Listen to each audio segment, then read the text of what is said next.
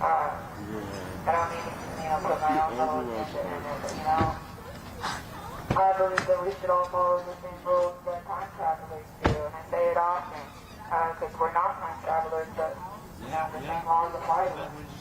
We affect the timeline. So thank you guys in doing that, because we are making change. Don't listen to anyone who says that we're not. We are. And last night I saw something that we've all seen before, and that's the police making a clear statement nationwide, city to city. Here it is. Brutalizing them. And they all change the color of their baton in each city. Okay, we'll do a quick stand up. Do you want to go that way?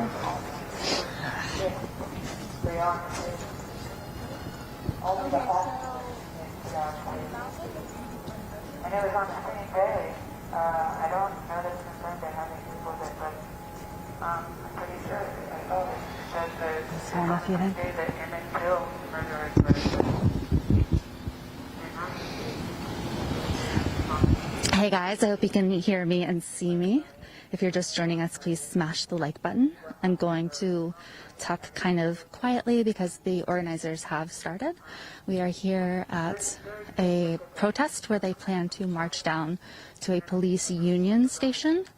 So, of course, this group isn't, they're dressed in the black clothing, all dressed in black. Like, we might get some interviews. We have a couple people lined up who are willing to interview with us. Otherwise, other people don't want to be on camera, so we're going to play it by ear. My name is Jen. If you're just joining us here for Status Coup, we are in Portland, Oregon, which has been declared as an anarchist zone by Donald Trump and friends. So there have been ongoing protests for 100 days or so. They only took a break when the air quality was so bad that you could not be outside. So they've started up again following the horrible decision to not charge Breonna Taylor's murderers with actually murdering her. The only charges are for shooting into other people's apartments. So Portland last night protested. There were a lot of actions last night. The police rose up against these protesters, escalated the violence.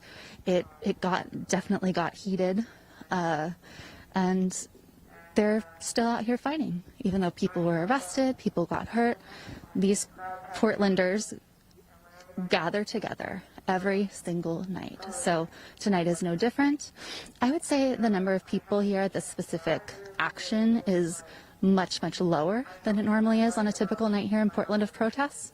And part of that reason is because we're about 10-15 minute drive away from downtown Portland. So it's more difficult for people to get here. But as we've been speaking to organizers and protesters here on the ground, they want to cover all areas of the city. They want to go to North Portland, all areas, and make sure that their voices are heard, especially at these police precincts, this police union station where they're going to march today. Keep smashing that like button. Share this stream.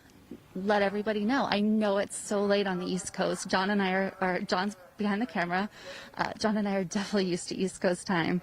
It's about 9 o'clock here, but for us it's midnight. But we're here, and the passion of people is just really, really inspiring. I spoke to Marie, a medic, who her full-time job right now, unpaid of course, is helping these protesters night after night, 7 days a week. She's here giving them food and water, Band-Aids, hand sanitizer, whatever they might need. She's there along with other volunteers, making sure that they have what they need. The community feeling here is very, very strong. People, you might see in the news, the media, from Donald Trump's mouth, just tales of complete destruction and awfulness and these terrible Antifa people. No, they're coming together to fight for Black lives. They're coming together to fight for George Floyd and Breonna Taylor and so many names that have been murdered at the hands of police here. So, as I said earlier, if you're just joining us, this is a protest where people may not be as willing to speak or be interviewed as usual. They're marching to a police union station. And we'll have to see kind of how the night plays out. We're outside of Portland. The crowd is not enormous, but they're here and they're passionate. And we'll have to see what the night brings. So right now, I can't see due to the light. I'm blinking, but I'm so glad you guys are watching. Please continue smashing that like button. Keep the super chats coming, and we will be reporting in Portland throughout the weekend. We're flying to San Diego on Monday, but we will be here with interviews. One interview in particular, I'm really looking forward to a young man who supported Trump in 2016, and then he turned into a Bernie supporter and is now very, very active in these protests. So I'm looking forward to interviewing him. I'm going to interview a climate change expert on the ongoing fires of the West Coast. We're going to go to one of these devastated towns completely destroyed by these fires. We have a lot planned, so please text COUP to 370-370.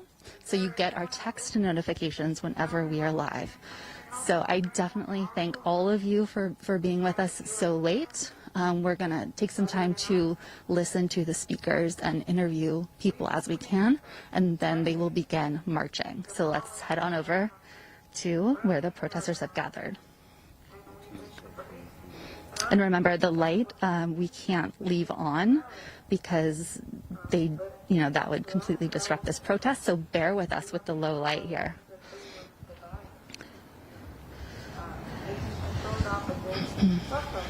Thank you so much, Wendy Melly. It takes a lot of energy and a lot of patience and a certain type of people to be able to deal with your adversaries and actually have a good discussion where people can be learned and educated, because we don't have a lot of people with open minds.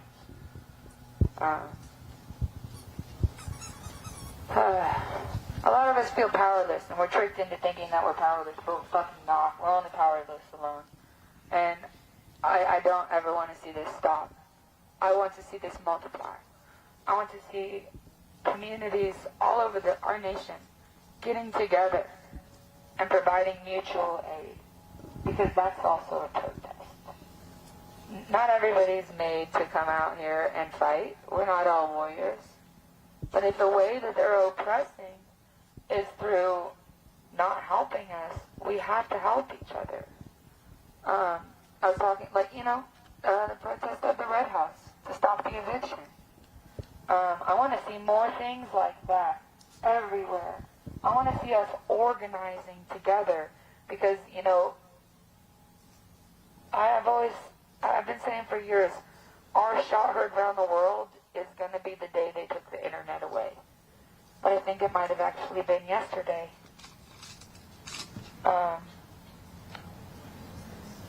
What if we don't have the internet? We need people. We need to be organized. We need friends. We need family. Whenever we cut off our family because they're shitty or they hurt us,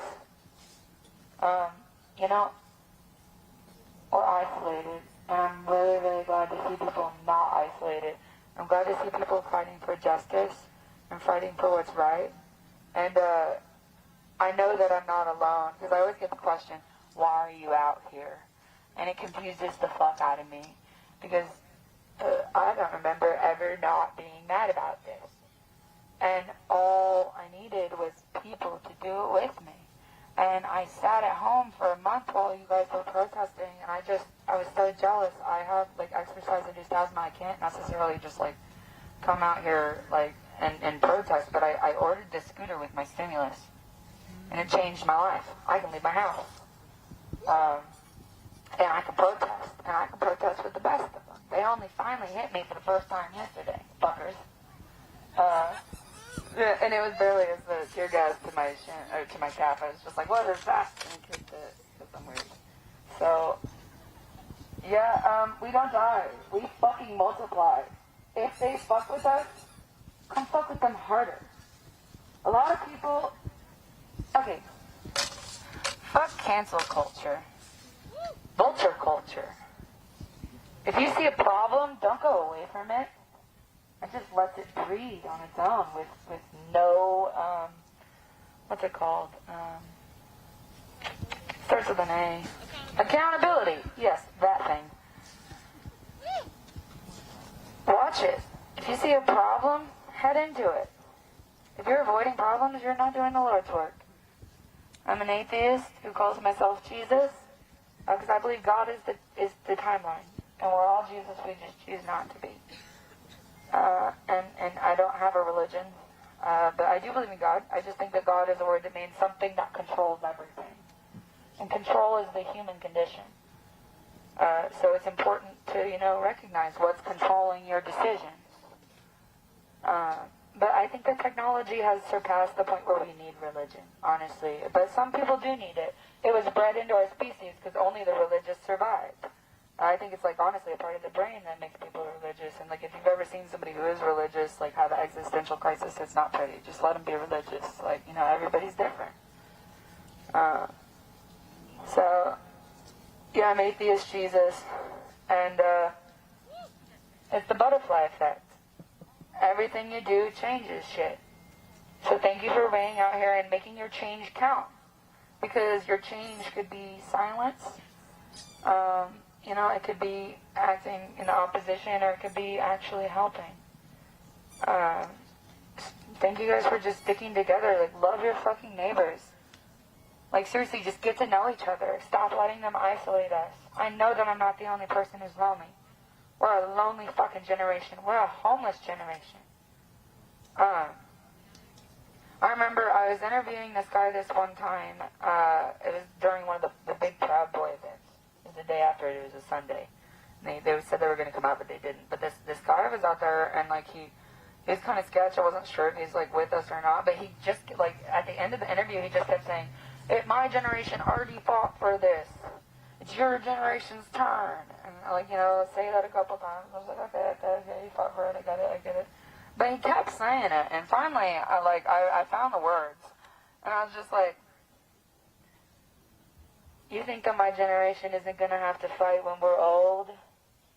It's gonna take us $2 million to retire, and that's an estimate, not factoring in gross negligence, which we have a pattern of, an established pattern. I said, you think that we're not gonna have to fight when we're old? I said, your generation was handed one of the best economies in the world. Fucked it up. That's okay. You didn't have the same technology that we do nowadays. Well, you didn't. You can't go to the library and find out how to corrupt. At least in the 60s. Fuck it. But I don't know, if you don't want to be here, don't be here. I didn't understand why he kept yelling that at me. It was weird. And then when I told him that, his response was, if you have arthritis, you shouldn't smoke. And I was just like, I'm not giving you a platform. I just ended the interview. I was like, no, I'm not that type of reporter. I don't give a fuck. Bye. So, yeah. I'm going to go back to the point that, I want a better fucking future. And I want, whenever we're hurt, for that to make a bunch of people flock there. Not run away. I want you to run into problems. But do it smart.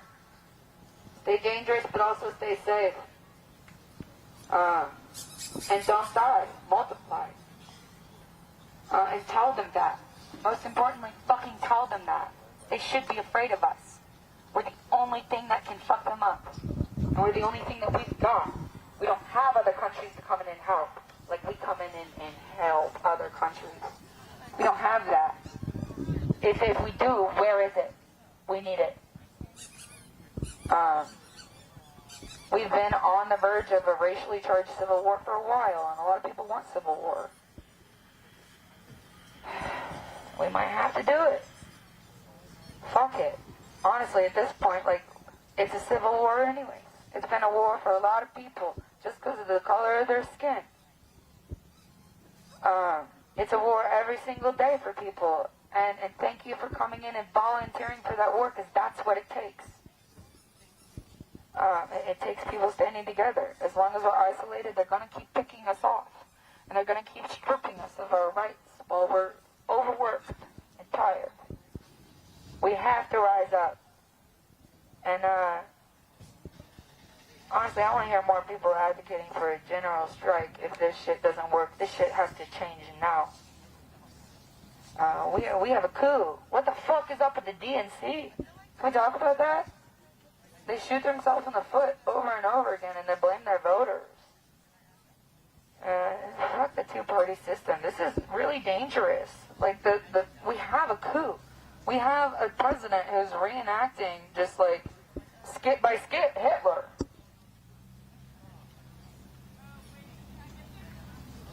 But guess what?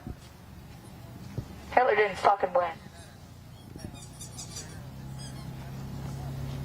We don't die. We multiply.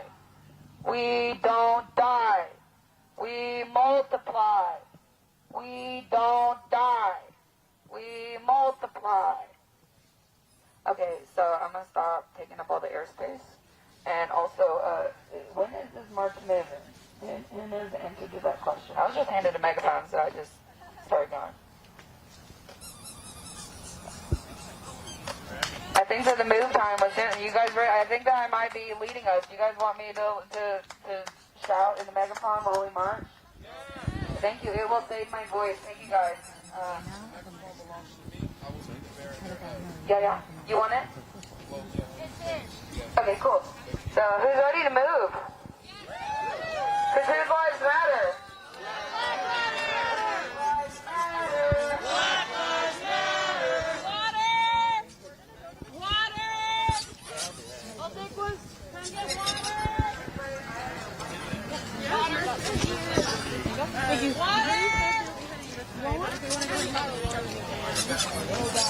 Okay, so I'm going to trying to see where they're headed. They're going that way. I will see the second person that's asked. Marie.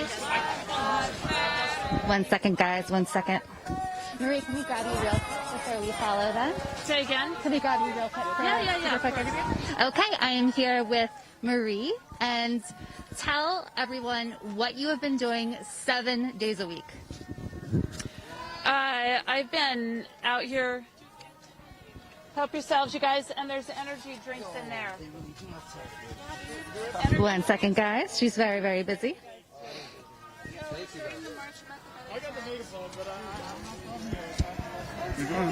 Oh, yeah. I'll take some more of those. Thank you so much. Perfect. Yeah. Smash the like button while you're waiting. Be safe tonight, please. Can you ask me again? Yeah, sure. Just tell the audience what your role is here, what you've been doing 7 days a week. A young man started the medical tent in early June, and I took it over for him, but he gets all the credit for starting it. And I've been out here 7 nights a week for the most part. Certainly now with the direct action marches, I'm here 7 nights a week because they are 7 nights a week. So I provide the basics for protesters to be safe, water, snacks, caffeine, drinks, earplugs, masks, all the basics to protect from COVID, and even protective gear, respirators, helmets, because as you know, the police and the feds are behaving in unconstitutional ways, and as a result, they're brutalizing protesters, press, and medics. And so as a person of white privilege, it's really my obligation to be out here, and I'll be out here until BIPOC and Black leaders tell me to go home. And unfortunately, I don't think that's going to be very soon. Yeah, Portland's been out here night after night. I think there was just a very, very short pause when the air was literally toxic. Yep, but smoke. over 100 days, Portland has been going. Yep. Speak to why you think Portland is one of the top communities to come together for these protests. You guys keep going when others have stopped. So I can't speak as a person of white privilege. I can't speak for Black and BIPOC folks, or certainly the leadership. I mean, I can just share my perspective, and Portland has an incredibly racist history. And so we have a huge, huge hill to climb up. I still see a lot of folks who are very content in their white privilege and their white supremacist behavior.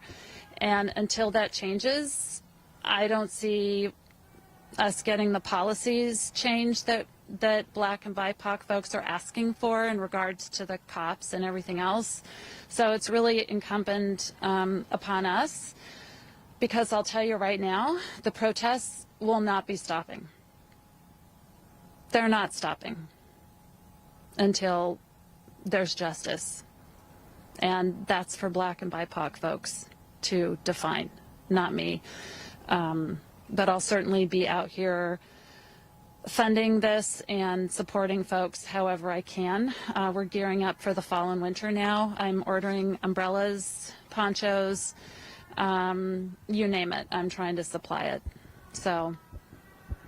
Well, thank you so much, Marie. We've got to catch up with the protest. I want to stay and talk to you, but we will definitely see you probably tomorrow night or wherever you are. Well, so please be safe, because they are going after press. So please be safe, both of you, tonight. We definitely okay? will. All right, and I'll see you tomorrow. Okay, thank you so much. Take care, you guys. You too. Bye. All right, guys, so we're going to try to catch up now with the march that has gone ahead of us. As you heard from Marie, these actions are ongoing, and you have people, I spoke to Marie off camera as well, and she really plays down, the hard work she does. She's very humble and just does so much, and that's what makes this community special, I think. They all come together. They all serve a specific role. Some people have the money to fund this. Some people have, the passion to march night after night. Gonna get out of breath, guys. So like and share while we try to catch up here. If you're just joining us, thank you, Swirly Swirl, for the super chat. They're marching now to the police union building from a park down here. Keep the super chats coming, guys. I've been planning this trip for days now, trying to be very, very frugal. But we are, excuse me, I'm out of breath. But we are going to several spots here on the West Coast. Stories that are so, so important. Henry, I'm okay. I'm just running, and apparently I need to run more frequently because I'm out of breath. So again, we are John behind the camera. We're trying to catch up with the group. We stayed behind a bit because I wanted to interview Marie, who I'd spoken to kind of throughout the night while we were waiting for organizers. Whew. And she's been a real integral part of this.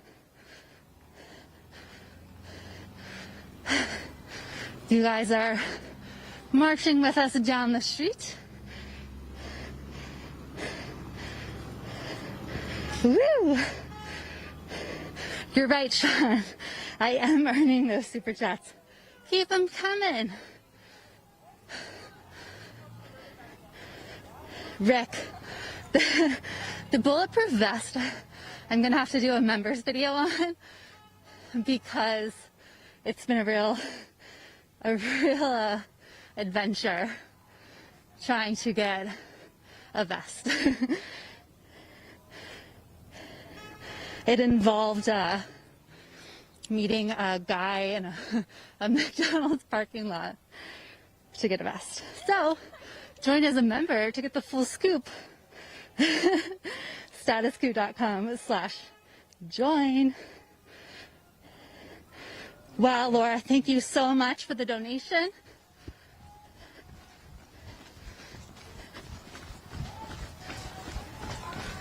Running again, guys.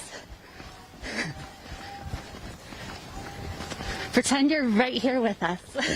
This is the real news.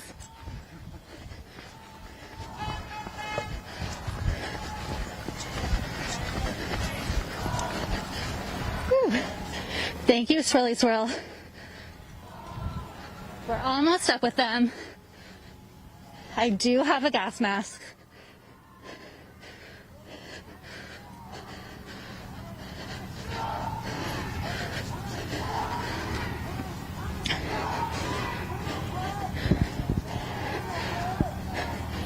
Damien, I'm not on a bike. Running / walking / reporting. Woo! Now I'm regretting this fleece I'm wearing. Again, if you're just joining us, we are marching down to a police union building. Portlanders have been meeting up in various areas of Portland to protest.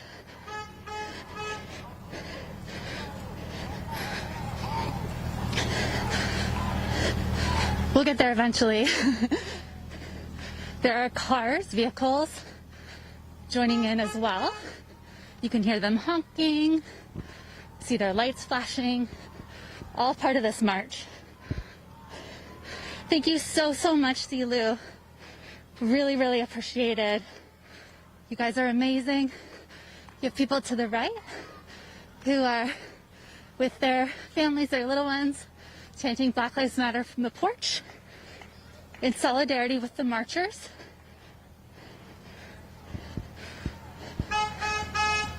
Hold on one sec while I yell to John. John, go ahead. I'll just keep talking. I know, NBW Doughboy. I am so out of breath and wearing so much gear. I have a backpack on. Dying. So keep those super chats coming.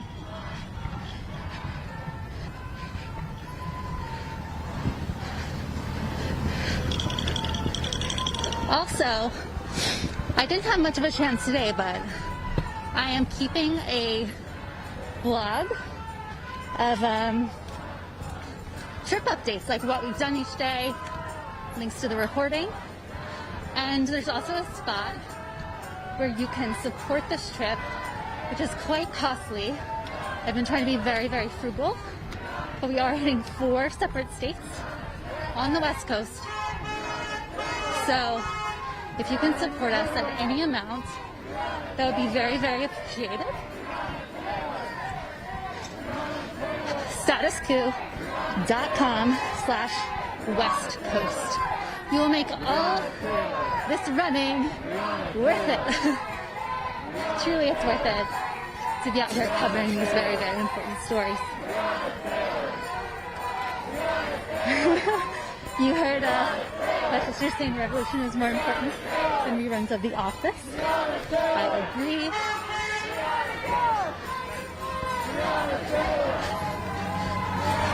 It's quite a sight here. Love the super chats, love all the support. Keep sharing on all your social media, guys. I know it's super late on the East Coast, but it's well worth it. There's a reason Portland has been in the news for so long.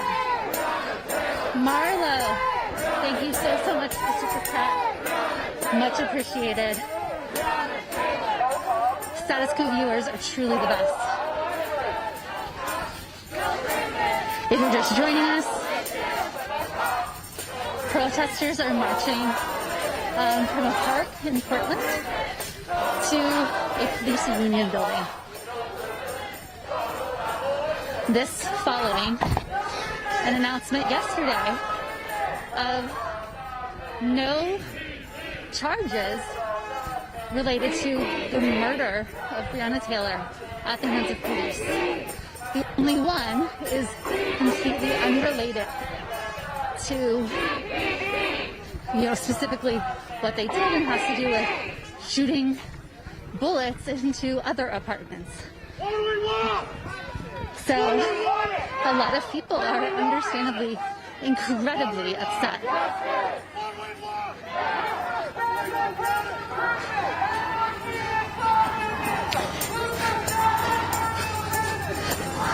Smash the like button, share this stream. I'm finally caught up to the protest here.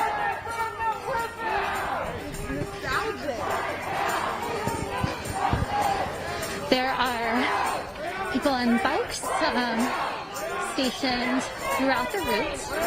There are also medics stationed throughout the route. And this is done on purpose. It's to support these protesters who are out here night after night. As I mentioned earlier, everybody plays a role.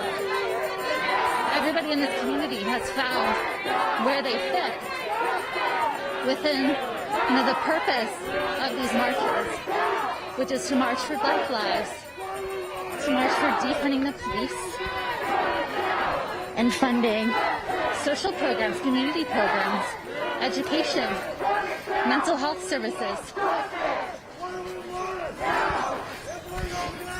Thank you so much, Capra Fan, for the super chat.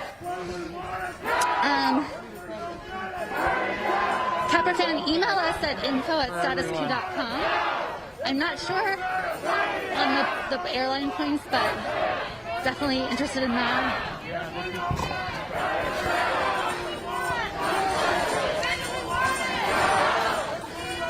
You can hear the protesters chanting.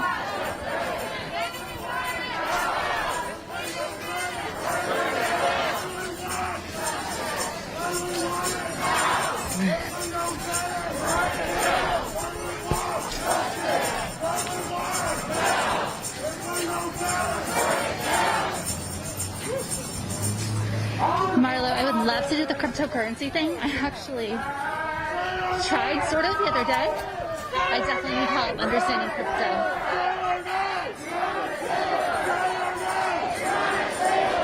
John doing an excellent job on camera. Give him some kudos and super chats.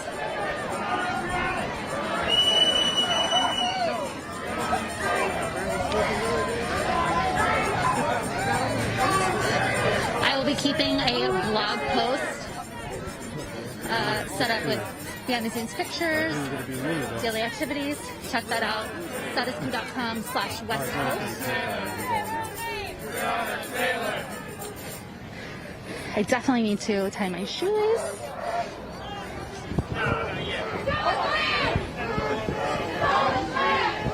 One second, guys. I gotta tie my shoe. I heard that, yeah, I got an idea.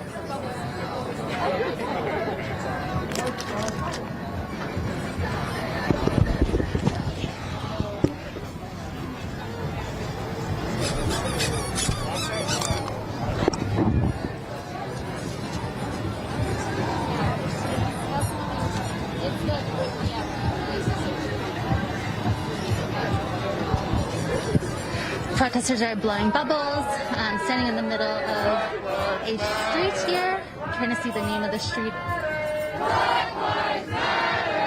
North Campbell and Lombard.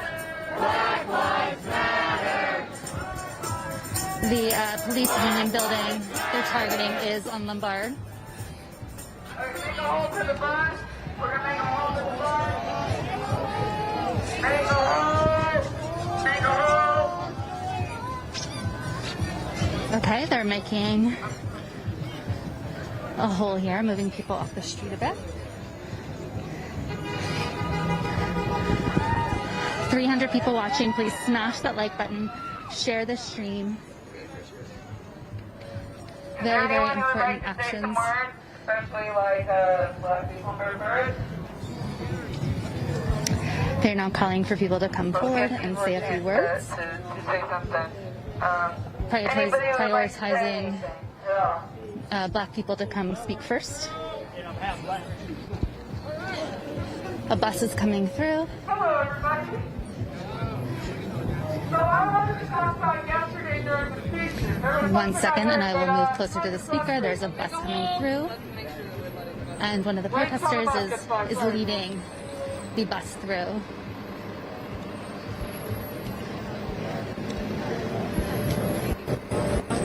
It's moving very, very slowly through the crowd. This is the one police bureau. We are aware of your criminal activity occurring. Do not throw rocks at the building. Do not try to light fires. Do not try to break windows. Okay, we have Failure to adhere to this order may subject you to arrest and citation for the use of controlled means, including but not limited to what might be police, but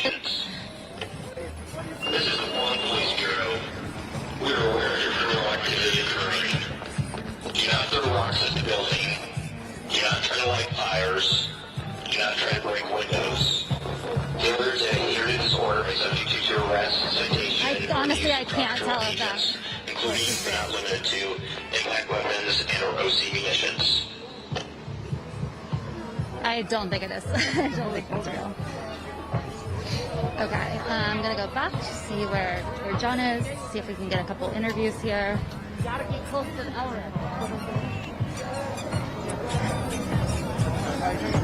Letting another bus through. Protesters saying make a hole, let the bus through.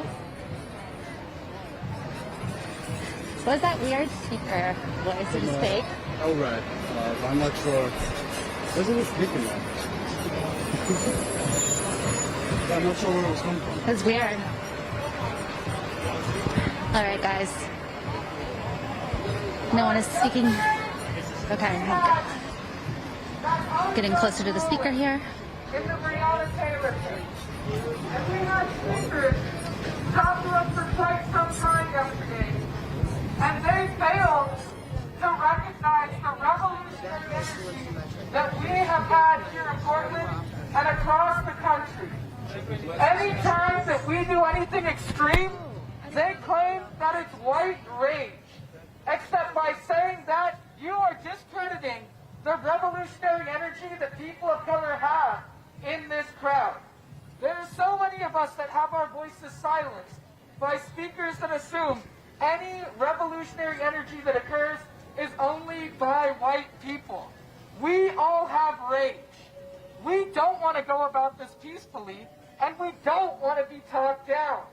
An issue that I see on the internet is that it's either a white nationalist or a white agitator.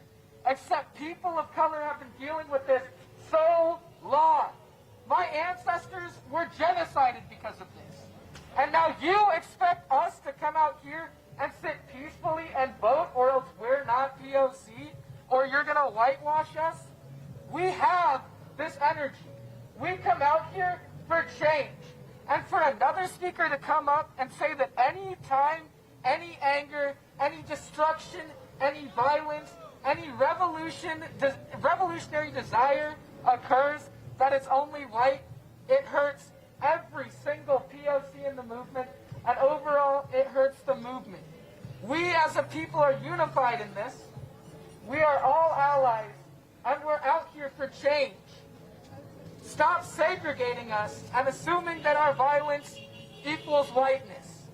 White people do not have a monopoly on violence, and we're all out here for change.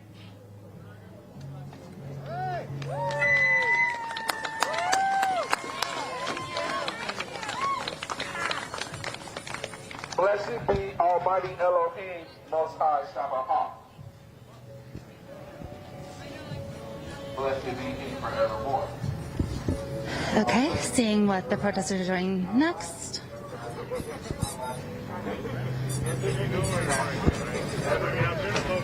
There continues to be a bubble machine. People are definitely amped up. There's certainly no violence, no anything. People just calling for recognition of Black lives. Thank you so much for the super chats. Keep smashing the like button, keep sharing. We will continue on throughout the night.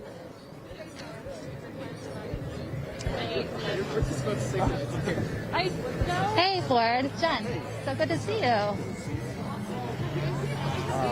Is this your first night out there? Yeah, we got in. Well, John got in today. I got in yesterday. I also just got in today. I have no sleep. I just have some cold. And someone mentioned earlier, I guess Stephanie said you're going to Louisville tomorrow. That's a lot. No? That's not Okay. true. Okay. Well, I guess you get a little bit of rest then. I've been to Louisville 3 times in the last 6 weeks. Okay. We went there a couple months ago. I wish. Hold on a second, guys. Yeah, I wish I was there, but I think Saturday here is going to be. It's going to be crazy. Yeah, I want to talk to you about that. We were talking a lot about our strategy. I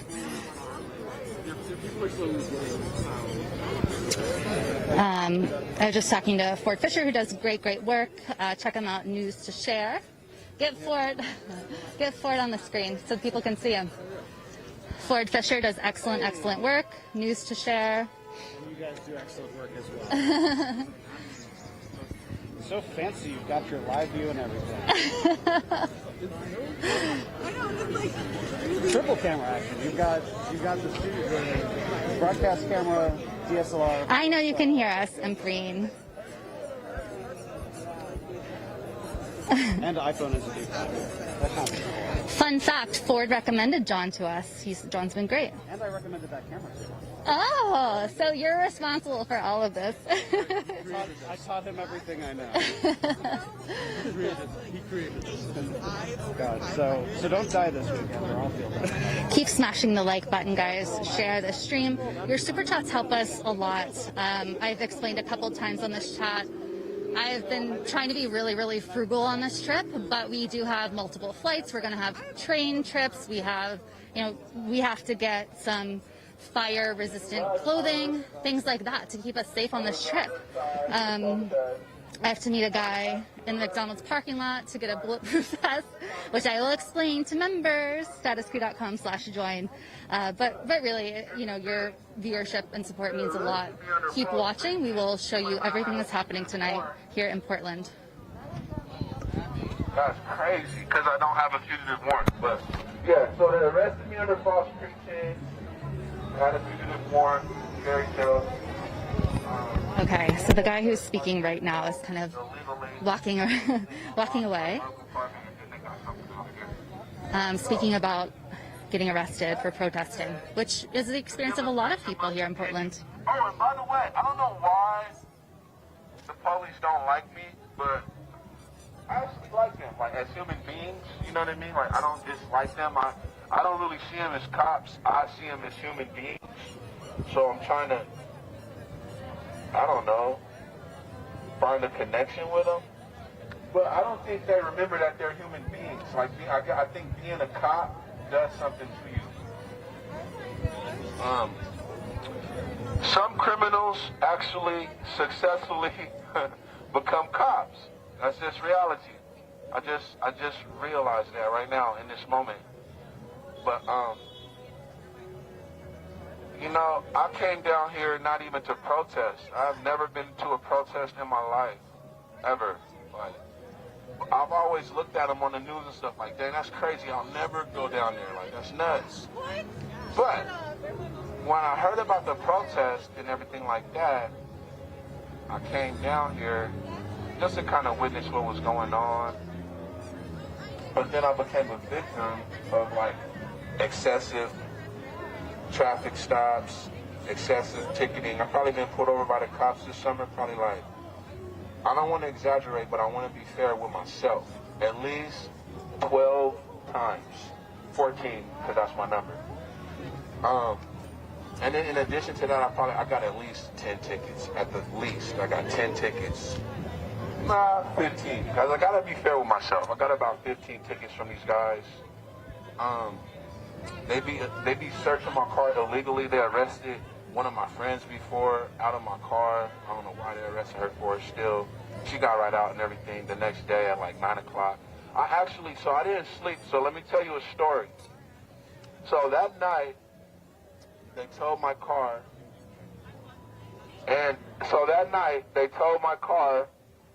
And I got a ride home, but my iPhone was in my car, and I wasn't in my car when they ran up on my car. It was my lady friend and her friend. My lady friend was occupying the driver's seat. Her friend was in the passenger.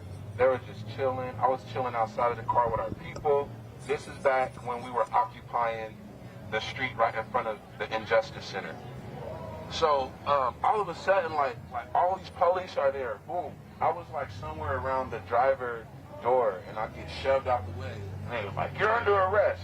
So I just turn around and consent, because I already know not to ever resist arrest. That's just something that I know instinctively. So I never resist arrest or anything like that. If they tell me I'm under arrest, I just consent, even when I know they arrested me for no reason. So I get shoved out the way, told me I was under arrest. Then I get like mushed back into the midst of our people. And they start shaking my car down. And the whole time I'm like, yo, that's my car. I'm licensed and insured. You don't have a right to be searching my car. What's going on? They snatched my friend out the car, and her friend. My friend, she's from Africa, so you know she can be considered black, of course. So they gaffled her up and took her to jail. They let her friend go, and they towed my car. And they gave me a ticket for being parked there. So yeah, got a ride home. It was like 3-something in the morning. They actually let me get my Galaxy phone out my car, which I got out the trunk. But that phone was actually off because I wasn't able to pay the bill. So, you know, I had to be off for a couple of days. Y'all know how that is. But I had the other phone, so I'm blessed, you know? But anyways, the cops, well, my friend kept my phone because she didn't want the cops to get it. So she kept my phone, and she actually gave it to her friend. When I made it home, I was able to use the internet to get on my Snapchat and contact her friend, and then I found out she had my phone. So I'm like, okay, cool. So I just got to find a ride to get to my phone. Because that's my primary phone. So I got a ride. I got over there. It was like, it's sunrise now. I hadn't had no sleep, my people. So I'm in the north, out here somewhere. I got my phone. I go downtown, you know, just to see what it looked like. Then I go home.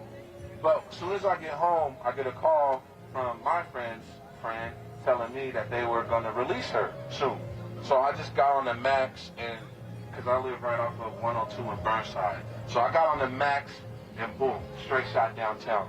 Well, I get downtown, and I just started protesting. You know, it's like 6-something in the morning. I don't have nothing else to do, so of course I'm going to naturally start protesting. So I'm protesting, and I'm protesting all day, guys, till like the 4th hour p.m., yo. She still hadn't been released yet.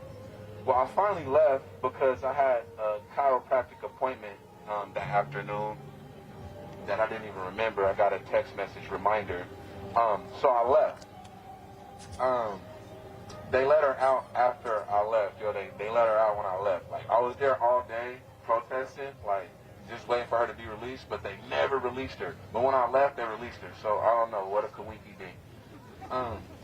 By the way, I was going to a chiropractic appointment due to injuries caused by the police in June 4th. The police actually crashed into the back of my parked car while I was pretty much like halfway in the vehicle. My right foot was in the car, both of my hands were in the air. This cop was yelling at me to go home. I'm okay, you got it. They had already sprayed me with some chemical agent. So these are these cops out here, okay, in Portland. They'll spray you with something to blind you, simultaneously demanding for you to go home. So yeah, that's just how it goes out here. So they had already maced me, right? Boom, got me. Dang, they got me, right? So I walked away. But then something told me to go back to the car or it would be much worse. So I turned back around and went back to the car. By the time I got 1 foot in the car, there was already a cop right there in my face. Well, before I could completely seat myself in the car, it was actually rear-ended by another cop. And then, like in hindsight, I'm pretty sure that was the cop that maced me, because I was standing at my car getting ready to open the door, and then the cop car came from behind me and sprayed me with something. That's how it all started. So now, boom, collision. My car is crashed into.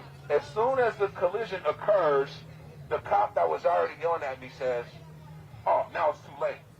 You're under arrest and we're towing your car." That's what he said. Like, so now, I guess since they crashed into the back of my car, now it's too late for me to go home.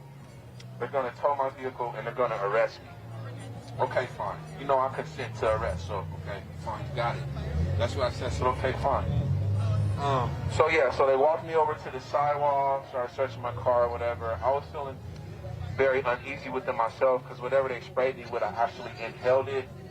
Got a good whiff of it, and then also when they crashed into my car, like, you know, the back of my car got a nice nudge there, enough to cause me some pain in my lower back and cause me some bodily harm. So when they sat me down on the sidewalk, I was feeling uneasy within myself, so I was rocking back and forth. I remember even laying down, like, flat on the ground, literally, like, because I was trying to just compose myself and just breathe and stay calm and chill. I'm processing everything that had just happened, how quick it happened, how this is actually police doing all of this. So I'm like, yo, just chill, trust in the Lord. I know that the Lord got me, ultimately. I know even if it's my dying day, I know that I'm going to the Lord. So it's exciting to me. Eventually, I just stuck my hand straight up in the air and I stood straight up.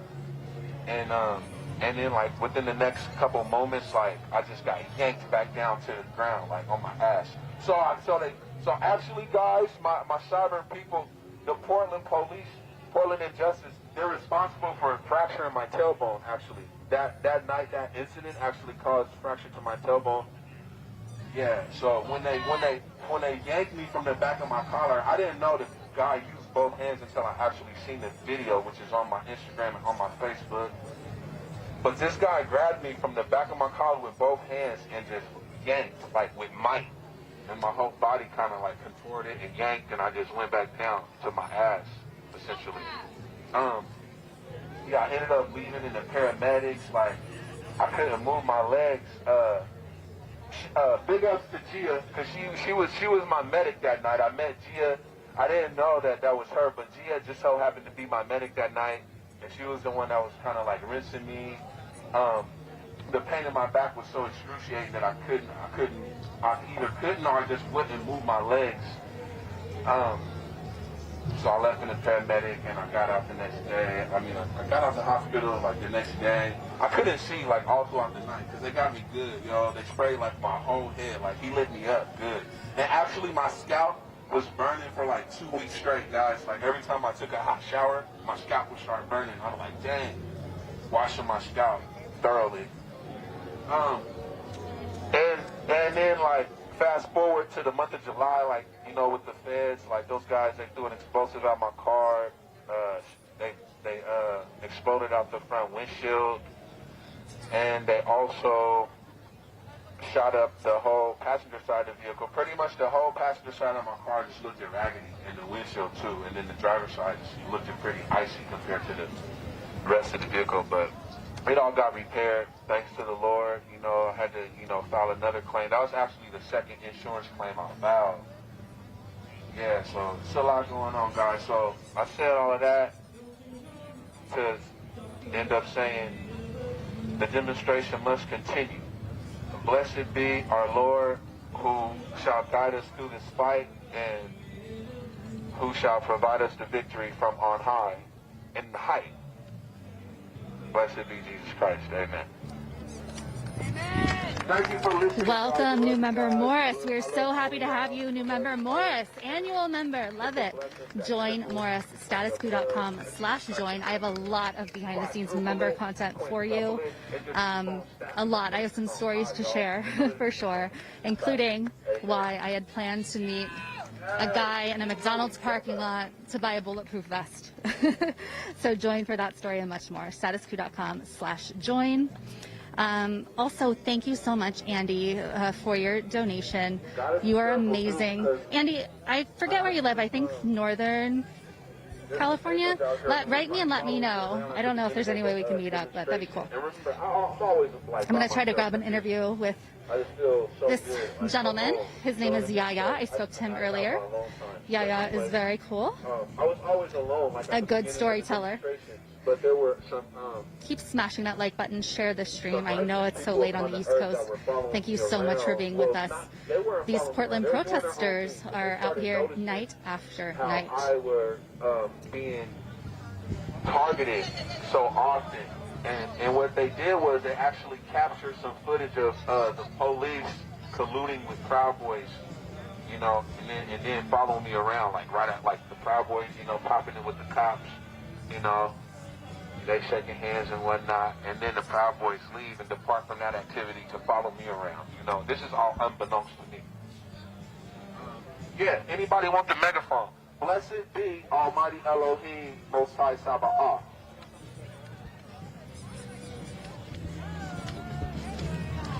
Thank you. We support you. We have your back. Okay, 1 second. I'm going to try to grab Yaya here. Let me see where John is. Let's see. Hey, can I grab a quick interview with you now? Yes. Okay. Cameraman's over here, if you don't mind. Our audience was really, really appreciating the speech you just gave. Really powerful. So, tell the audience who you are and kind of the history of you joining these protests. I have no history prior to my history in protest. This is my first protest, but I didn't even come with the intent to protest. I was actually unaware of a lot of the things that were going on in the world just because, like, I be in the spirit a lot, you know, and that causes you to kind of fall out of the world, you know, into a different aspect of yourself. So with that being said, I didn't come down here with the intent to protest. I was just kind of curious, and I just wanted to witness what was going to transpire.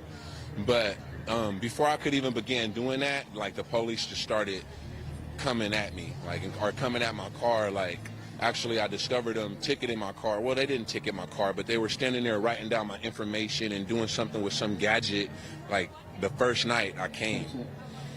So since day one, like, they've been after me. I've been pulled over several times, enough times for them to know that, like, I have license and insurance, and there's really no reason for them to go out of their way to interact with me. So it got to a point to where I just became compelled to come to protest, you know, because I've seen the need, you know. So Portland has been protesting ongoing. Yesterday, we learned that the murderers, the police murderers of Breonna Taylor, are not being brought to justice. There's only one charge unrelated to the murder of Breonna. How are you feeling about that? I'm just real sad about that because I feel like all of the police crime is overlooked by all of the individuals who are actually able to do something about it. And that makes me so sad.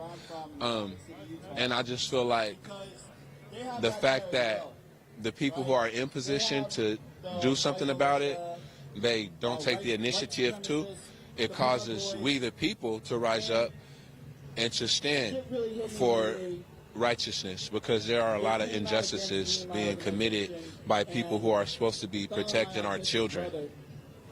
We're supposed to trust these people with our children, you know, and it's not fair that they are able to carry out death penalties in the community and then just sit it out for a month or two or 4 months, and then it just goes away, and then their identity is covered and the public don't know who they are. I just don't understand it, but I see it as a form of unrighteousness, and so that allows me to come. Yeah. What do you think is going to fuel the people to keep on going? Because time after time, justice is not given. The cops are not brought to justice. They keep on going. So, what do you think is it gonna take for protesters, for people of this country to come together and make change? Well, I mean that takes the Most High. You know, that's gonna come from on high. You know, like every good gift comes from on high. Like, and I know that, and that's one of my treasures. You know, is the knowledge thereof. The victory is gonna come from on high, from the heavenly height. It's not gonna be anything that we do upon the earth to cause it. You know, it's just gonna come from the will of our Maker. Blessed be He. What kind of does it invigorate you to see so many people coming together, though, continued in protest, doing what we can here with our time? How does that kind of make you feel? The beginning of the question, I didn't hear it. Just people coming together kind of in unity to fight against these injustices. That makes me feel lovely within myself. Like, I love it. I love philanthropy. I love homeless people being fed and free food being given out to the community. I love people coming together and being joyful and dancing and experiencing unity and experiencing different aspects of themselves and of other people. I love the human race. I am down to earth. So when I see people loving each other, it makes me smile inside. Even if they don't even know I see them, like I always feel good inside within myself about it. Very nice. And any last words you want to leave the audience with? Maybe words of hope or any thought you have? Yes, absolutely. I just want to give all the glory to my Elohim, my holy Abba Elohim in the height. Most High Sabaoth, blessed be He forevermore.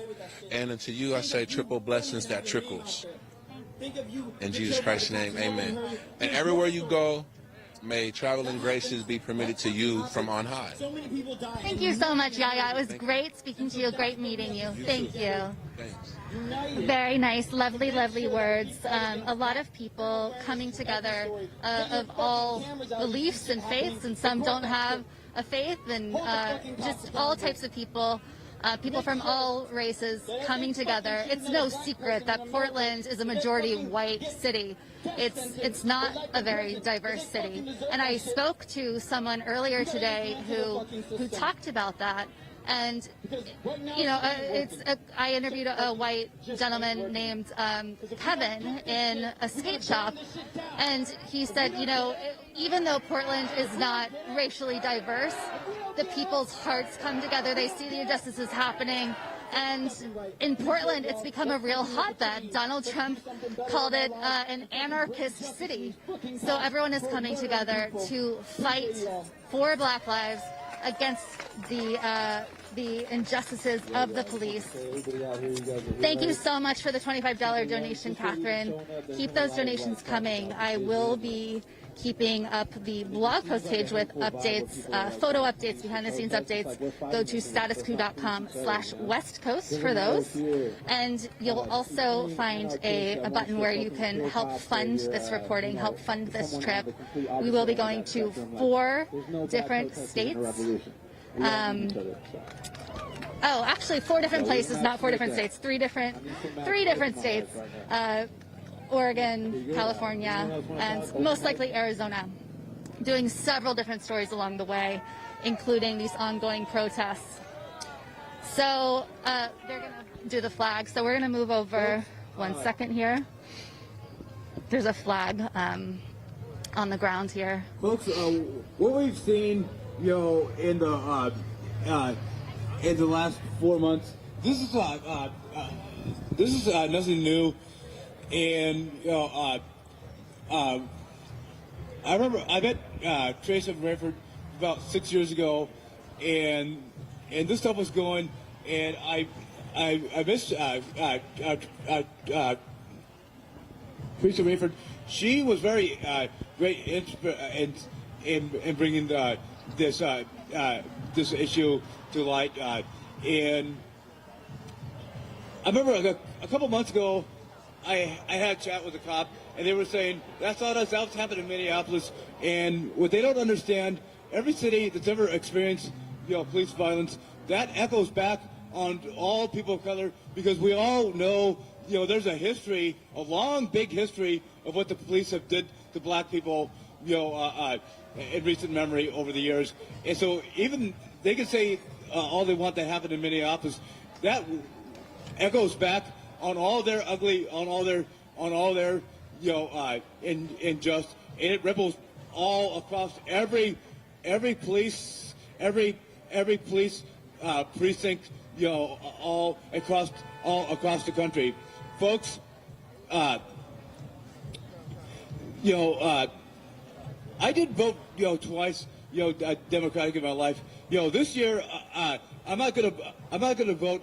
I don't care what my vocational counselors tell me about Biden. If Bernie was running, I would still would vote for Bernie. This election has shown me one thing. We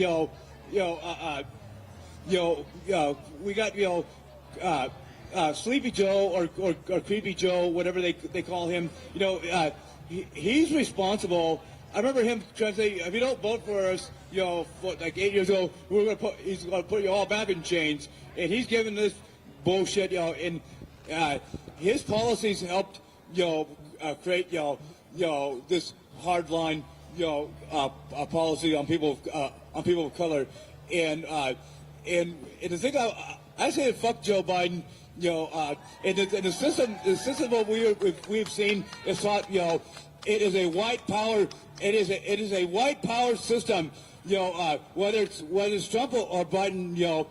And I, would tell all the white liberals, get off their fucking ass and get out here. Get out here. Get out here now and quit fucking thinking that Biden, is gonna change. He ain't worth shit. Oh yeah, great speech, man. Great speech. Yeah, round of applause. But what's your name again? What's his name? Richard. Yeah, I love you, man. Handshake. Fuck you, Joe Biden. Fuck you, Joe Biden. You're a piece of shit. We hate you. We hate you, Joe Biden. Biden, you can't fool us. You might be thinking you're the lesser Trump. We know, even though you're vice president, we know whoever is in power, it's still the white man's. I know Obama was a good man, but he failed to understand it's still the white man's system. It doesn't matter who they put in. It's the old white man system. It's time to tear it down. We got to rally. It's fight. And tell all these dumb white liberals, get off their fucking ass while people are getting beaten down in Louisville. What's the matter with you fucking idiot white liberals? Get off your fucking ass. Let's go, Richard. Woo!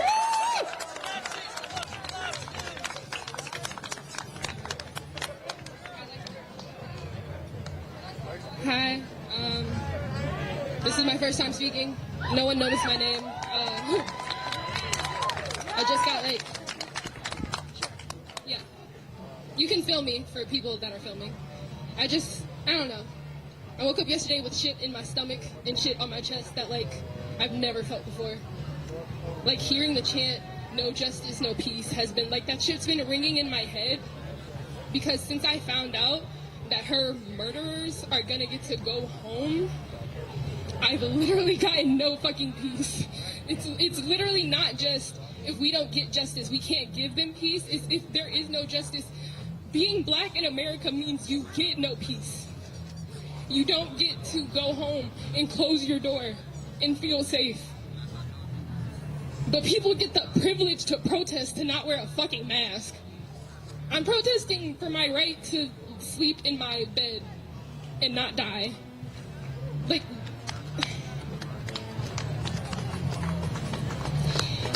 It's just painful to see how little people are out here in comparison to how many people were out yesterday.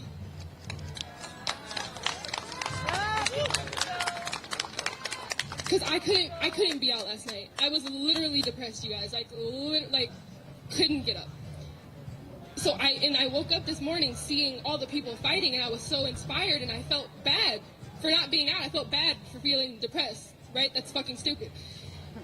But I'm like, you know what? I'm going to go out tonight, and I'm going to see the same people, because people are still mad, because how are you not still fucking mad about this? How are you not still enraged that a mother had to bury her daughter, and the people that pulled the fucking trigger got to go home, but the wall, the guy that shot the wall got justice. The guy that shot the wall, he's gonna get some time.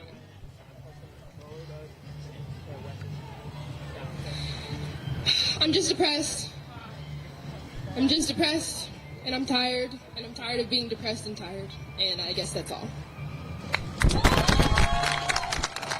Hey, that was awesome. Anyone else want to talk? Open mic. Hi, y'all. I said hello. Okay, making sure y'all speak back. If you don't know who I am, my name is Mariah. I have a couple of things I want to address. First, tonight, I mean this with all love, girl over here, but if you are white passing, please, I do not want you on the mic at a Black Lives Matter event. I want to only hear black voices, BIPOC voices. I'm dead ass. If I want to hear any singing, I want it to come out of a black woman's voice, personally. Anyways, just had to get that off my chest really quick. I wanted to highlight about last night as well. I want people to come out here not only when it's convenient, not when we're fucking trending, not when we have another fucking name. Show up consistently. Always be here. We've been out here all the fucking time. I don't like that shit when people aren't out here. I literally called out of work last night to stay out on the fucking streets with y'all. Because if y'all don't know, I'm an essential worker. I work in drug addiction. I gotta go to work in a fucking hour. I can't call out tonight. That's how much this shit means to me, that I'm over here not going to work so I can be on the fucking streets and get tear gas for my fucking black life. Anyways, and I didn't get to even speak last night because I was too busy observing the crowd and just being in the moment as well, because it was very hard for black women yesterday. And if you didn't check on a black woman yesterday, you need to check on one today, because if you know a black female, then you know a fucking superhero. Dead ass. We are superheroes. So if you know a black female, you know a superhero in your life. And if you don't know one, you need to go holler at me after I get off the fucking mic. I'm just saying. Anyways, black women are the most disrespected person on the face of the fucking earth. We're so unprotected, and it is not fair. Do you guys agree? So when you are out here, I expect you to be protecting black women at all costs. Protect black women. Protect black women. Protect black women. Y'all know black women, we die the most giving birth. We are the highest rate for dying. Like, we need black women in healthcare. We need black women out here being OBGYNs, doulas. You understand? We're the highest fucking dying. And we are fucking queens, and we're dying out here. And we're getting shot for no fucking reason. But walls are getting justice. Anyways, I just wanted to promote myself. If y'all don't know who I am, I'm Mariah. I'm also a black photographer. I'm out here breaking statistics walls. I'm a first-generation college graduate in my family. Yes, and I still work full-time. Obviously, like I said, I gotta go to work in 55 fucking minutes, unfortunately. And I got my own photography business, Moments by Mariah. And if you want to Venmo or Cash App me some money for my reparations, just for being a strong black queen, you can hit that too. It's Moments by Mariah. I appreciate y'all. Oh yeah, thank you, Mariah. Anyone else trying to get on that mic, talk some shit? Everybody cool? Cool, guys. Appreciate you guys.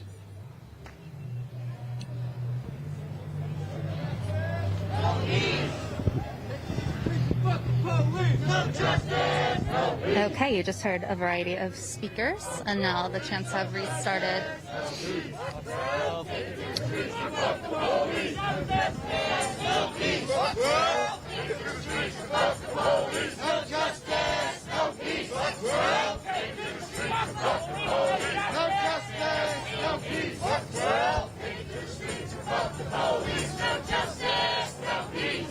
On the ground there is actually an American flag, so I assume the plan is to burn the flag. We'll see what happens.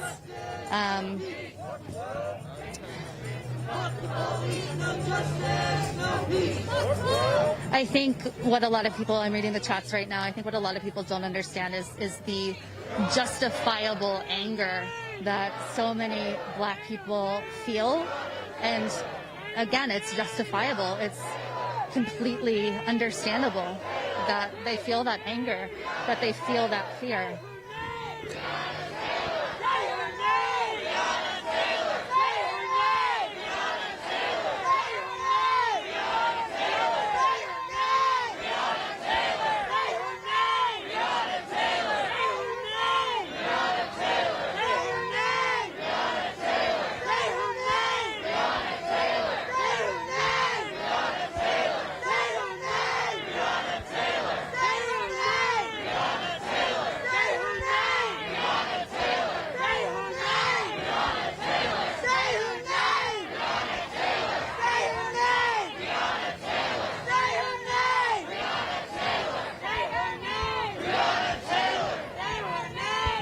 Rowie, I haven't seen any cops out here tonight. I assume that will change.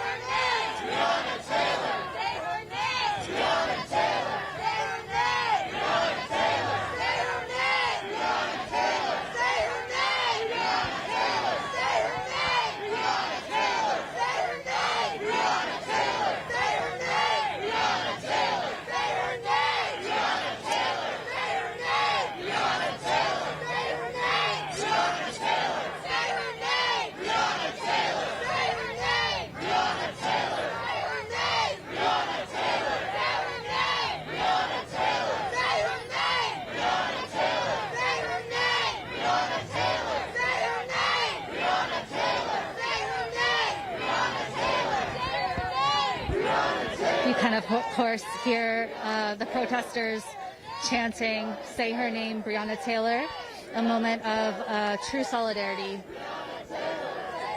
The crowd coming together. People have mentioned this has been totally peaceful. There are bubbles, rubber ducks being squeezed.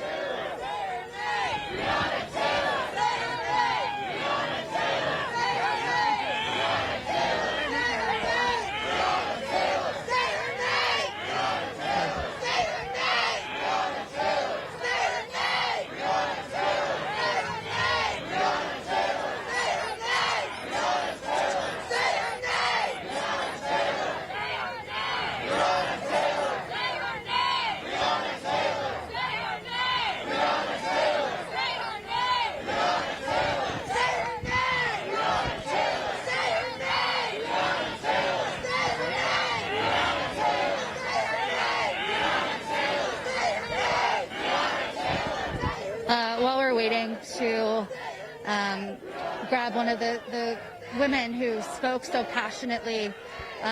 Please remember to smash the like button, share this stream. Behind me there are people pulling medical supplies and snacks. The crowd really takes care of one another.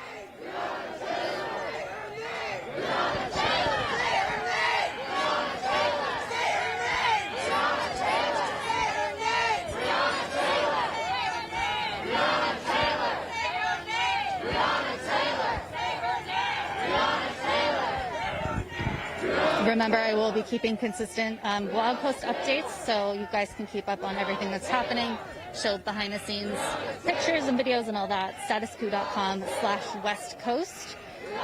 Also, I urge you to become a member if you are not already. Your membership really helps us keep going and do trips like this. I have a goal of reaching at least 50 new members on this trip, statusquo.com/join.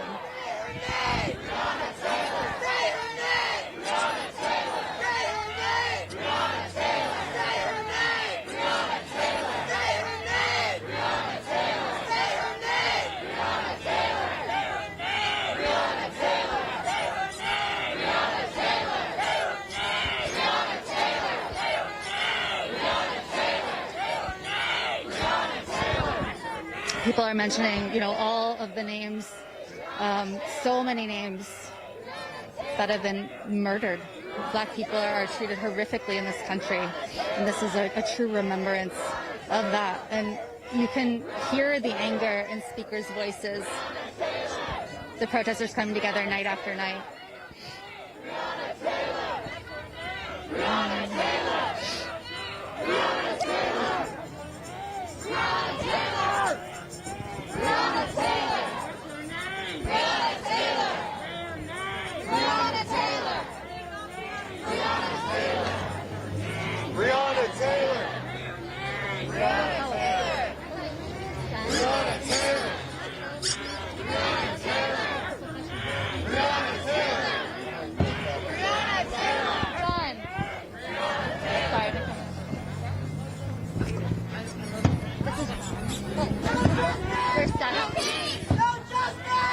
Okay, so if you want to say your name, go ahead. If you don't, that's totally fine.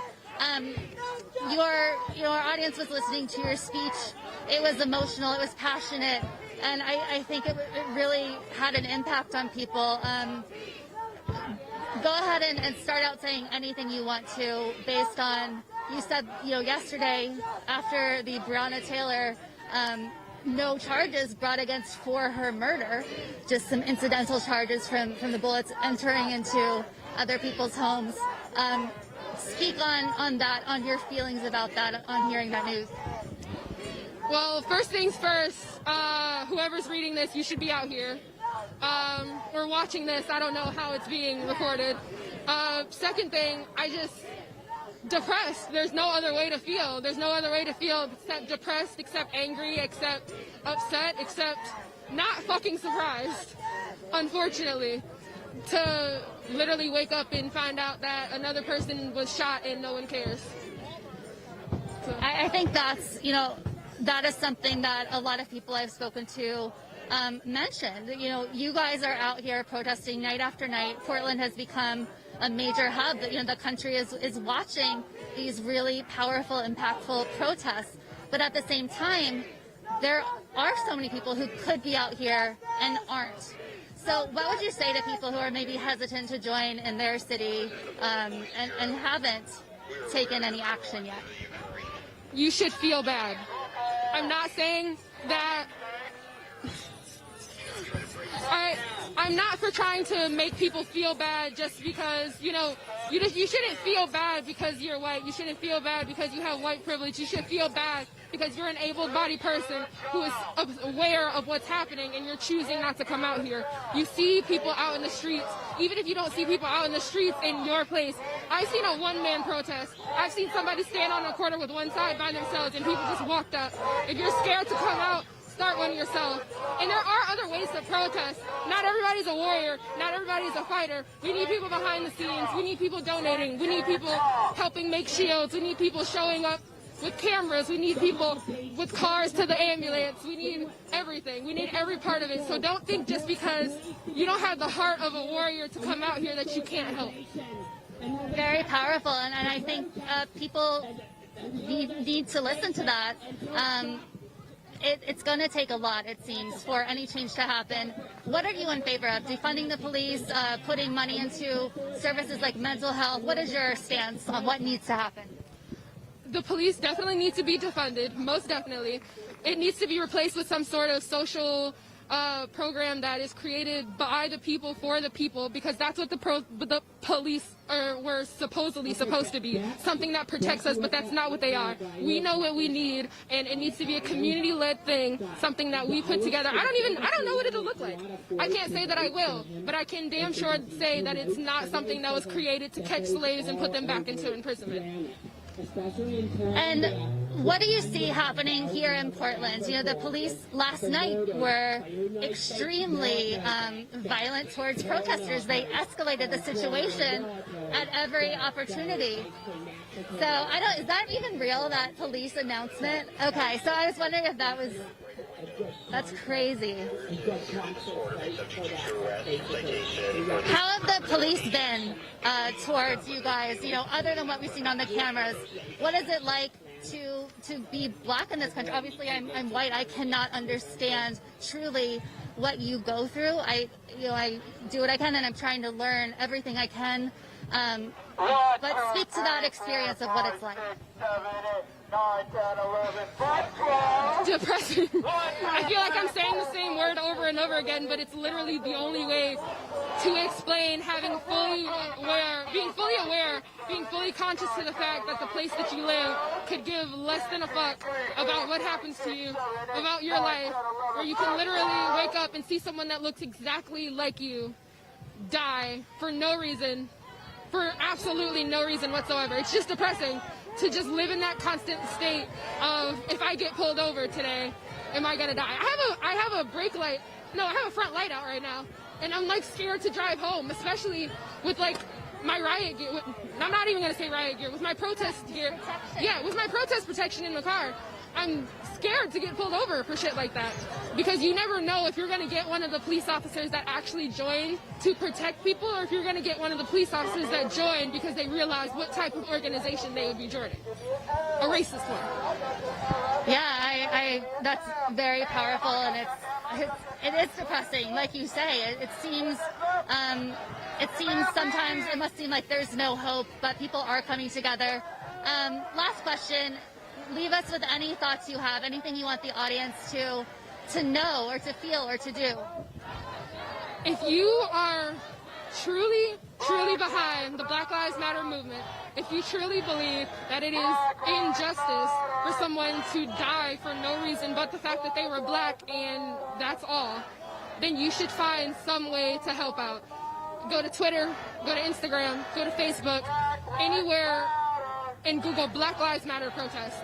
You can find something near you. You can find something to donate to. Even if it's not near you, you can find some way to help. Thank you so much for your words. Very, very powerful. And thank you for speaking to us. Thank you. Okay, you heard a very powerful woman there. A lot of important things to say.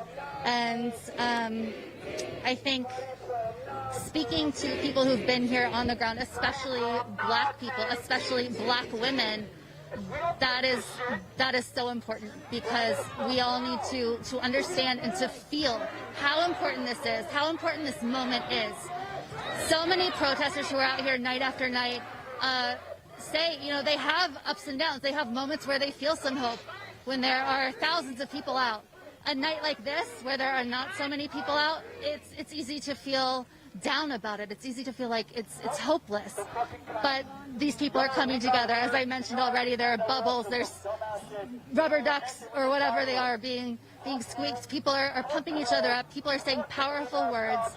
And they're not going to back down, because this is way too important.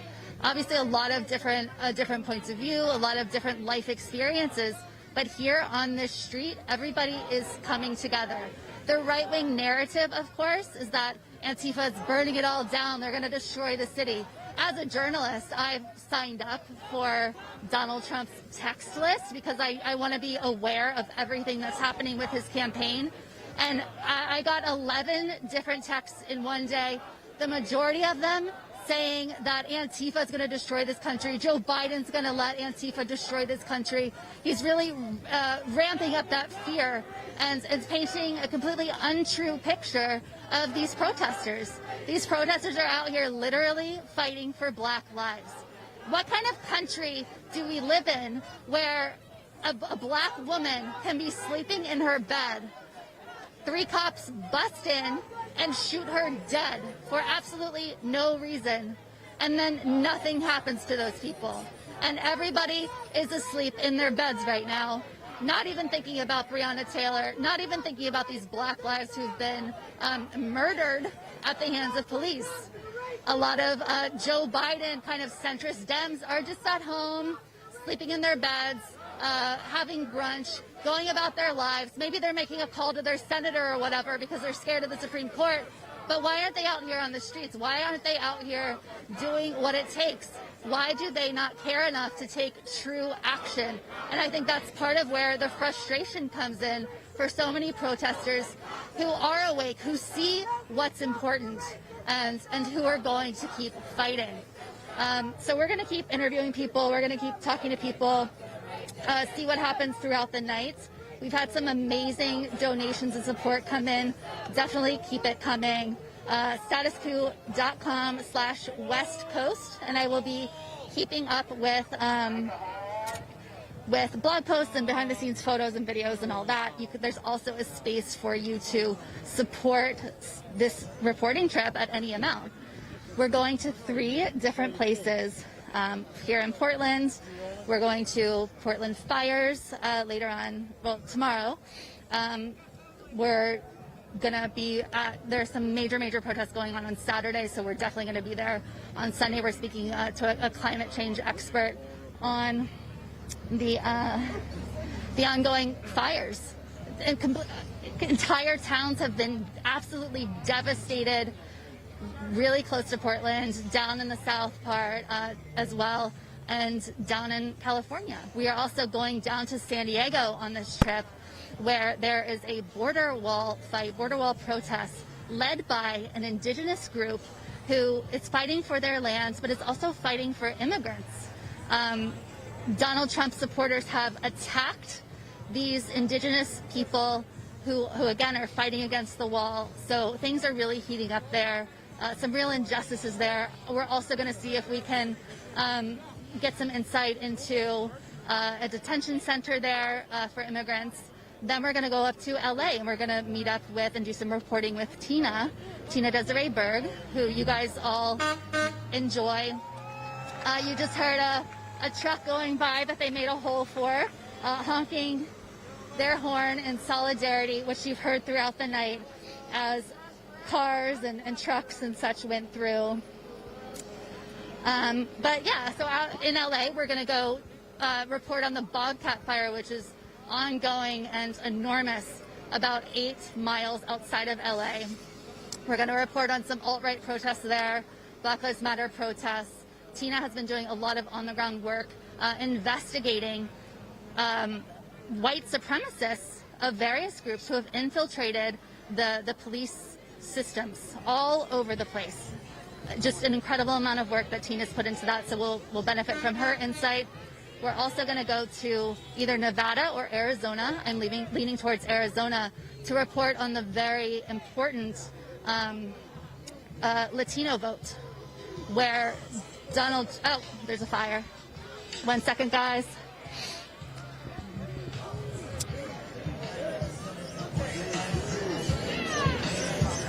One second, something's been set on fire. See what's going on there. I don't know if looks like a board. Maya says, this reporter is such a liar. Go away, Maya. I am indeed not a liar. Smash the like button. Share this stream. If you can, keep the super chats coming. really, really helps keep us going. As I said, this trip is going to be really extensive. It is growing every single day. We're making new contacts and making new plans for these important underreported stories. So help us out, statuscoup.com/West Coast. Right now you can see that it looks like something in front of a board. I'm trying to see exactly what is on fire.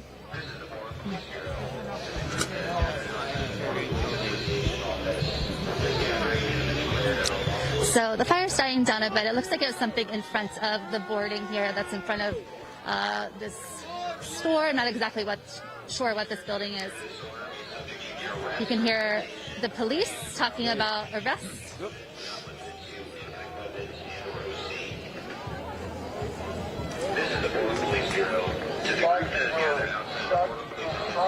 So far, I've not actually seen a police officer, but you can hear their loudspeaker. At first, I wasn't sure it was real because it sounded like a parody. But no, it is real.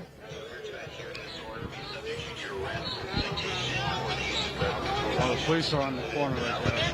Oh, okay. I think the police are going to show up. Yeah. Just, you better get your goggles out. So things are about to go down, it seems. Basically everything around here is I'm going to take a minute to put some goggles and things on because it's about to go down. 1 second, guys. I'm going to lay the mic down. You know what? Tear gas me. Tear gas me. Gas me or do whatever you want to do. It's on the crack. Because I swear to God, that person on the ground, if they do something to me and I ain't done nothing, just what I'm saying, I am paranoid. Breonna Taylor. Breonna Taylor. Breonna Taylor. Breonna Taylor. Let's go! Let's go! Let's go! Breonna Taylor! Breonna Taylor!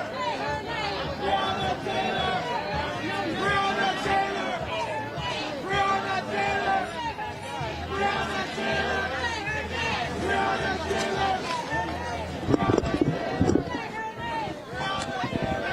Taylor! All right, Jen is currently getting her protective equipment on. First with the helmet. She will then have to put her goggles on and face mask.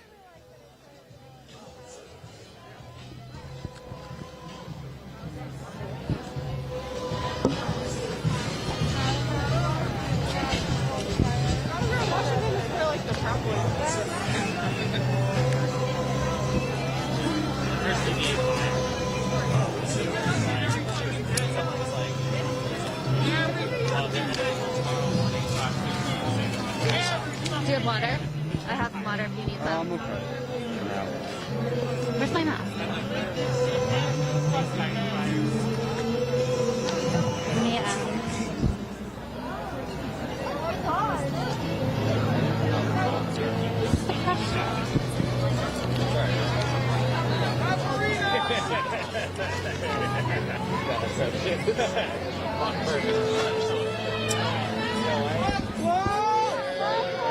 All right, police have showed up.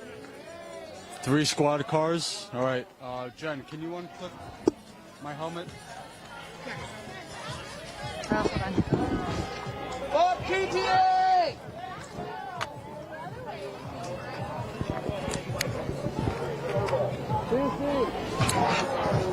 This is the Florida Police Bureau.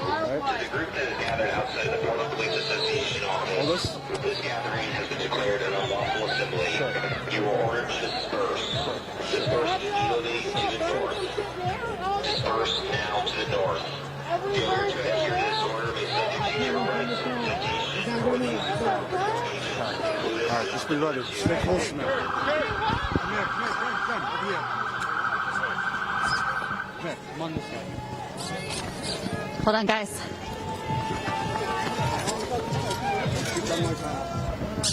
All right. No racist! I'm going to stop looking at the super chat and put my phone away. I'll do what I can to keep narrating. Police! Hold the line. No racist! Police!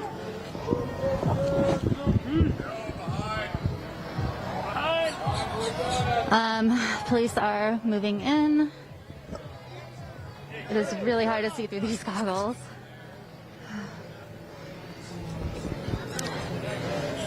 People are kind of going in front of the 7-Eleven. I think what we do Over here, we have police behind us.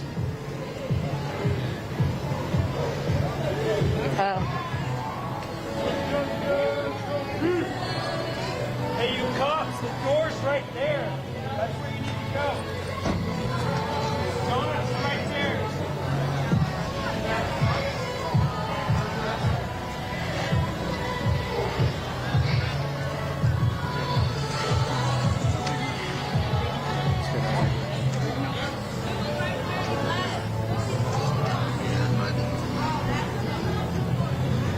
Let's go see what's going on.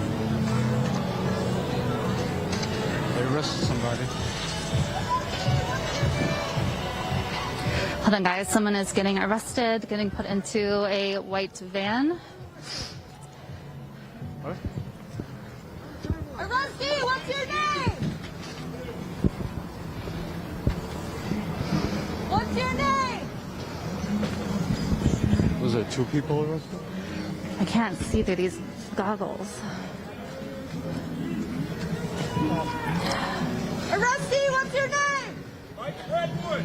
Mike Redwood. Okay, so someone named Mike Redwood was just arrested.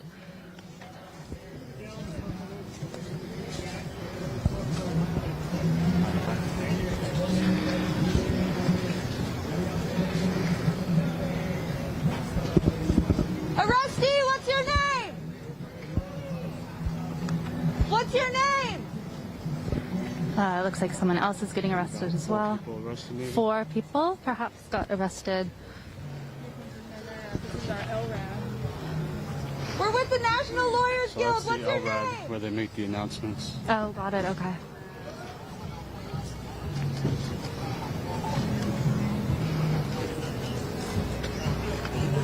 The police are really hostile too.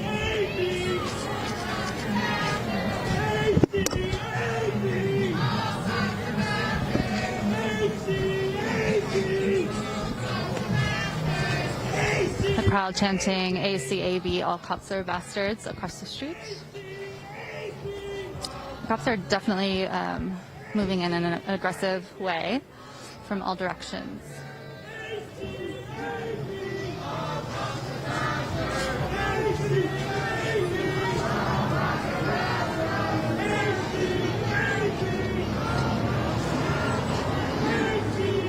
Just waiting to see what's happening. The cops have arrested perhaps 4 people. Please share the stream so that more people see what's going on. The police officer moving in with a horn of some sort, or perhaps a light.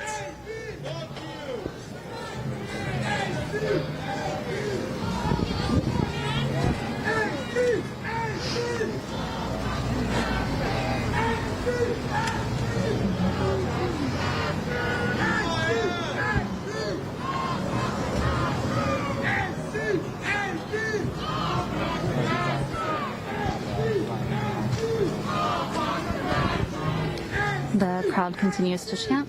Remember, I do not have my phone in front of me, so I can't see what you guys are saying, but hopefully you are sharing and liking.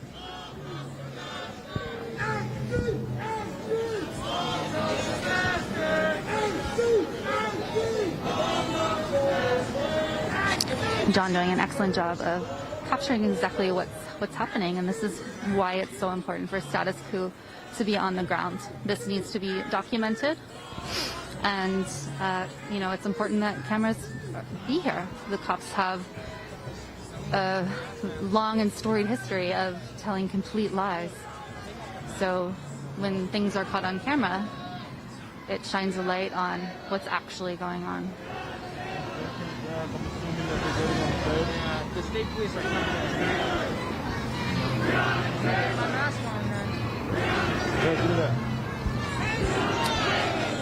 I might put on my other mask. So Minju is currently getting his mask on. I don't have mine here. So I haven't decided if I'm gonna suck gas in for y'all tonight.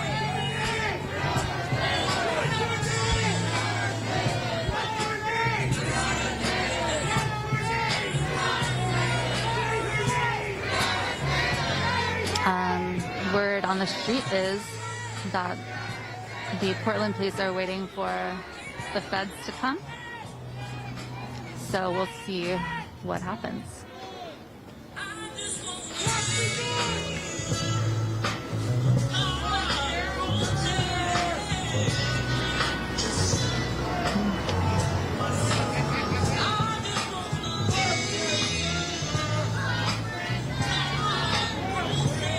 Protesters continue to chant.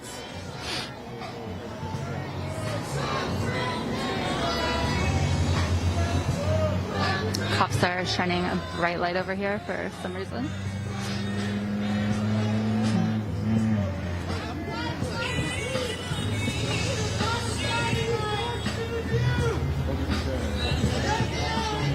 So people, as soon as they walked out into the street, the cops directed them to get back on the sidewalk.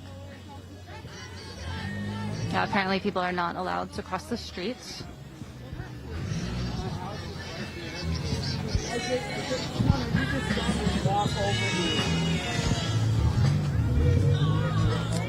So a gentleman is confronting a police officer, a white older gentleman. I think that incident had to do with not being able to cross the street.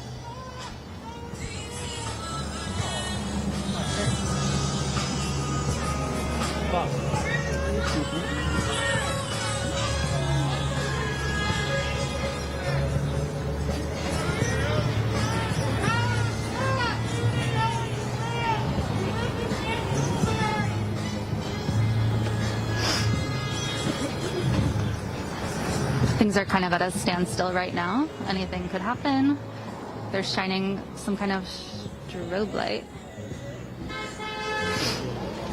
Car honking in solidarity.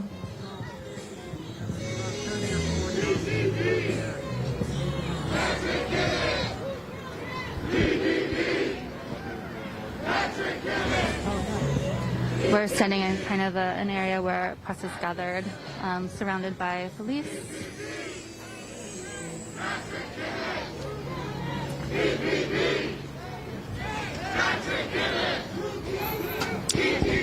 Protesters saying the name of those who've been killed at the hands of police.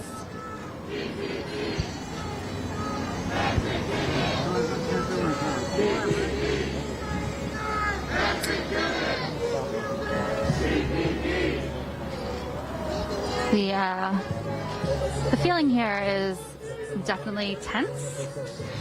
I think it's important to note that as you guys saw, as you were watching the live stream earlier, it was completely peaceful.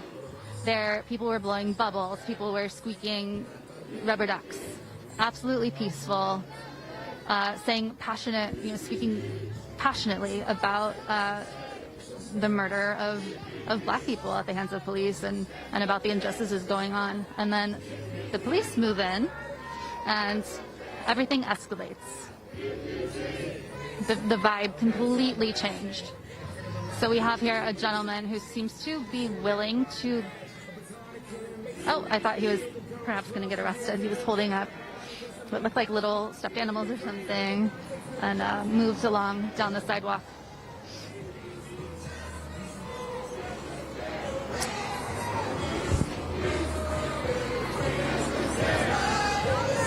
The gentleman seems to be throwing these orange stuffed animals into the police area.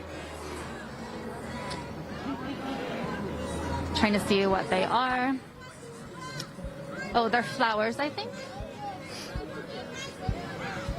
So this gentleman is throwing flowers. I think it's difficult for me to see, but throwing flowers at the police.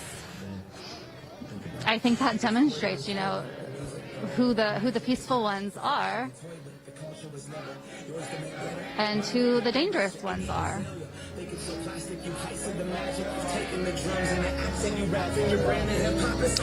The gentleman, white older gentleman, throwing flowers still towards the police. Obviously not an aggressive action. He's now holding up a single yellow flower and threw that last one. More honking in solidarity with protesters.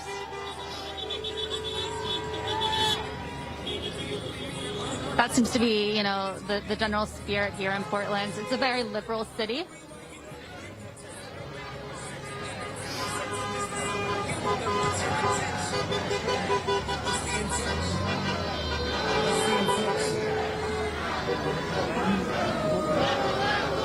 The police surprisingly did not do anything to the gentleman who was throwing flowers as a symbolic gesture.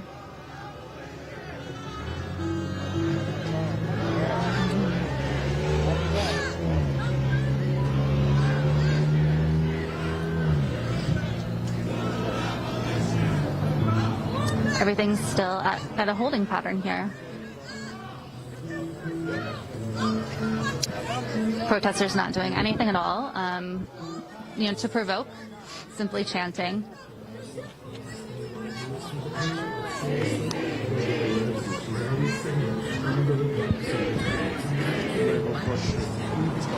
Okay. John is going to try to cross the street here to get some shots of what's going on.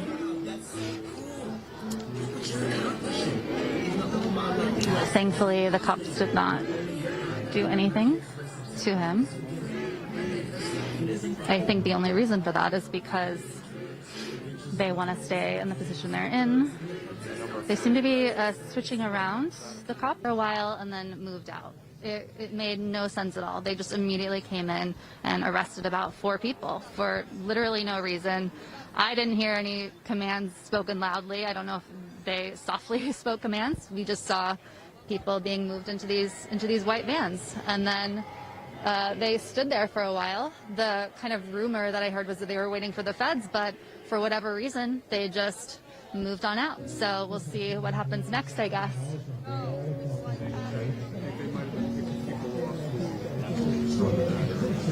Oh, okay. So John says it might be related to those who had set a fire in front of this building. Is this the police union building? Okay, so this seems to, there's no like labeling on it, but it seems to be the police union building that people had set a small fire in front of. The building itself was not on fire. It was things right in front of the building. So once again, you know, the vibe is totally shifted. As always, the police were really an escalating presence.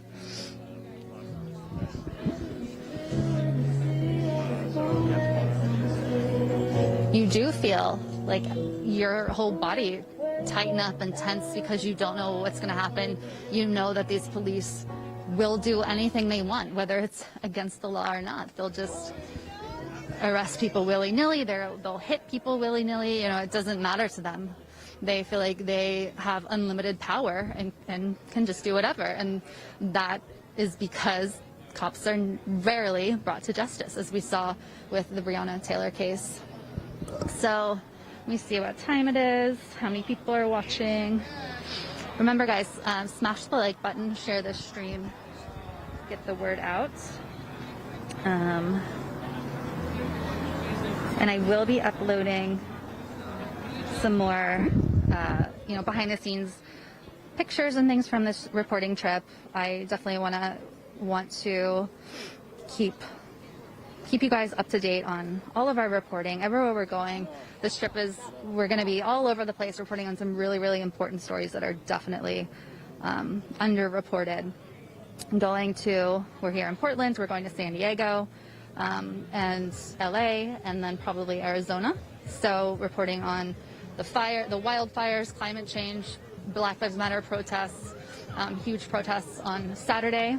The Proud Boys are moving into Portland for a huge rally. There are counter protests, of course. So there are almost 500 people watching. Remember, guys, if you are not subscribed already, please subscribe to this YouTube channel. We are trying to get to 100,000 subscribers. YouTube is hiding us under a barrel and not letting us be seen. So the more people who subscribe, the more likely we are to show up in people's feeds. So hit that subscribe button, hit the bell for notifications. But you really cannot rely on YouTube to tell you when we're live. So the way we work around that is by having a text list. So you can join our text list for notifications. Text COUP to 370-370. Text COUP to 370-370. And then each time we're live, you'll get a text. We don't have set times when we'll be live. It depends on what's happening, where the action is. So you definitely want to be on that text list.